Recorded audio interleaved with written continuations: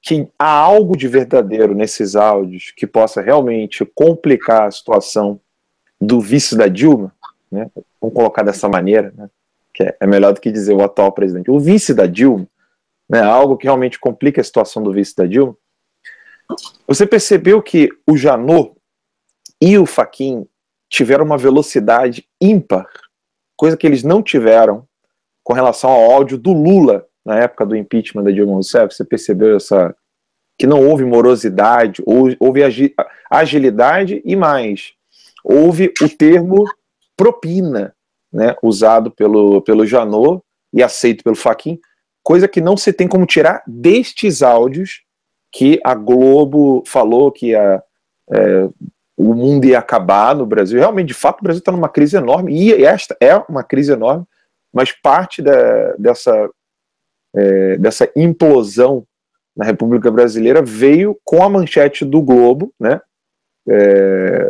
por meio do Lauro Jardim e do Noblar, que não tem, nada do que eles falaram foi comprovado, né?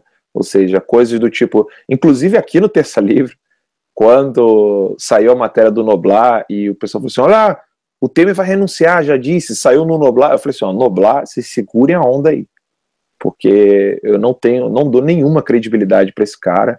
Ele é pró-socialismo mesmo, ele usa de... Ele nem parece...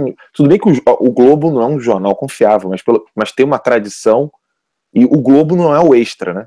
O Noblar parece um jornalista do Extra, ou do O Dia, sabe? Que é aquelas capas que bota a mulher com a bunda grandona, assim, Flamengo ganhou, Mengão é nós. E aí você tem um jornalista tipo o Noblar. Agora, o Globo, realmente, assim... Mas você percebeu essa diferença?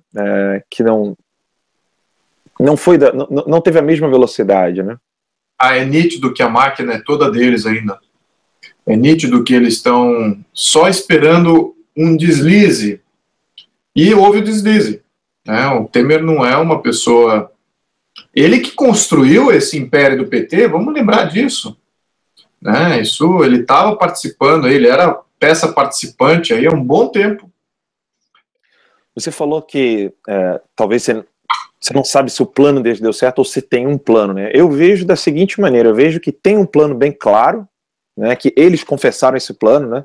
Eu esqueci agora o nome do escritor esquerdista que estava comentando, né, que eles falaram, olha, isso tudo foi feito para poder ter o impeachment, para que o Temer sofresse o impeachment. Temer sofrendo o impeachment, seriam convocadas eleições diretas, mas como não se tem como fazer eleições diretas, eles teriam que fazer uma mudança na Constituição, e aí conseguir as eleições diretas para depois fazer uma nova constituinte. Isso eu vi de um site esquerdista hoje. Porque eu estava conversando com alguns amigos, né, falando assim, olha, gente, a situação está grave, né? Nós temos aí o Procurador-Geral da República tomando atitudes que ele não teve quando a Dilma estava no poder. Agora com o vice dela, ele usa demais, ele é bem mais peremptório, bem mais firme. Você tem um STF que foi muito ágil com relação ao Aécio, enfim, tudo isso não está sendo ágil com relação ao Lula. Você tem também um dado interessante que pode ser uma cogitação, pode ser uma quimera minha, mas quando que saiu todo esse escândalo?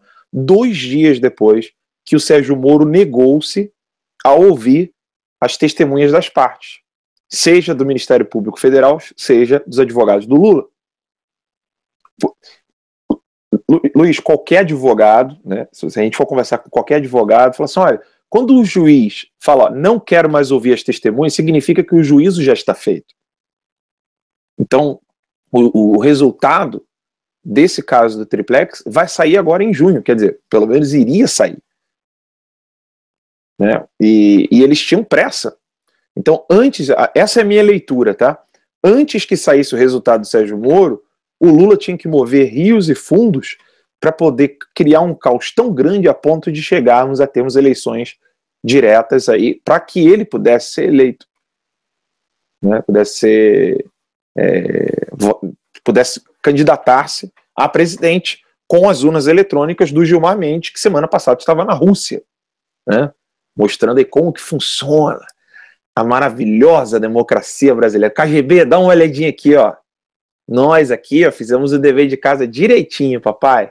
Dá um presentinho para mim aqui. Né? Então, se você somar todo esse cenário, né, é o Superior Tribunal Eleitoral que vai para a Rússia comentar como é que está indo as urnas eletrônicas, é o escândalo do Temer no dia que ele deveria sancionar a lei da migração. Se ele não sanciona, se ele não veta, ela é sancionada, não vai ter nenhum problema. Ou seja, a lei da migração está aí. Eu não sei se eu estou falando algum erro aí, Luiz pode me corrigir, mas tudo isso ocorrendo de maneira, assim, orquestrada. Você percebe que não foi casuística, sabe? Não foi uma coisa que do nada aconteceu, né? Olha, 2 dias depois que o Moro não quis mais aceitar o testemunho das partes, aí você tem uma matéria num dos maiores jornais do Brasil, inclusive no Jornal Nacional, né, de grande circulação no país inteiro, um país continente, de matérias que foram um tanto imprecisas, para não dizer que a verdade, que eles mentiram, né? O Lauro Jardim e o Noblar mentiram para a população, afirmando coisas que não ocorreram, e de repente todo esse caos ele fica bem orquestradinho para a esquerda preparar eleições diretas e indiretas. Por mais que eu queira, realmente, Luiz, uma maior participação, me cheira muito mal toda essa articulação. Eu não sei se é porque eu estou jogando xadrez mais frequentemente, eu não sei se é porque eu estou vendo muito peão, cavalo e bispo ao mesmo tempo, eu só tenho uma rainha, sabe? Então, o checkmate está muito próximo deles poderem conseguir fazer alguma coisa, mas é óbvio, eu compactuo contigo quando você diz que realmente a população em si, ela está muito mais atenta a nos ouvir do que dar ouvidos aos chavões e jargões da esquerda, né? Acho que você tocou em alguns pontos aí, eu acho bacana. Tem até uma pergunta aqui sobre eleição direta ou indireta. Então, com relação a uma eleição indireta, as chances desse pessoal que vai votar na eleição direta, que são esses senadores, são os congressistas, né, em geral, que eles elejam alguém que vai ser bom para o Brasil, eu acho muito pequena. Vai ser alguém bom para eles, né? Eles estão ali com um problema muito mais grave do que qualquer outro jogador desse jogo. Eles estão na questão de sobrevivência política, no melhor dos casos. A verdade é que para boa parte deles é não ir para a cadeia. Então... Luiz, só um parêntese que vai somar isso que você está dizendo, desculpa interrompê-lo, mas é o fato de que aqueles que muitos da direita confiam estão caindo dia após dia, né? E isso é bom salientar, para ver como que está a situação do Congresso. Desculpa aí, mas continua. Exatamente. Então, essas articulações indiretas, com o Congresso completamente carcomido, e completamente com K maiúsculo, tá? Tô criando aqui tô querendo reforçar aqui que, de fato, eles não representam o povo brasileiro. Por medo do pleito, eu já escutei vários, assim, de pessoas da direita, não pode ter eleição direta. De fato, não pode. É inconstitucional. Se eles fizerem o pleito direto, através de uma mudança rápida da Constituição para ter o pleito direto, de fato vai ser mais uma violação da Constituição para atender uma necessidade populesca de momento, para atender até um partido ou alguns partidos que queiram isso. Então partidariza um processo que, na minha opinião, deveria ser um processo totalmente apartidário, transparente, etc.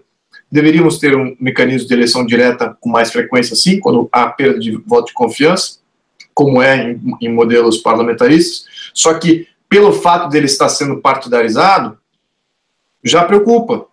Já preocupa porque o sistema não é transparente, o voto não é impresso, a fraude eleitoral,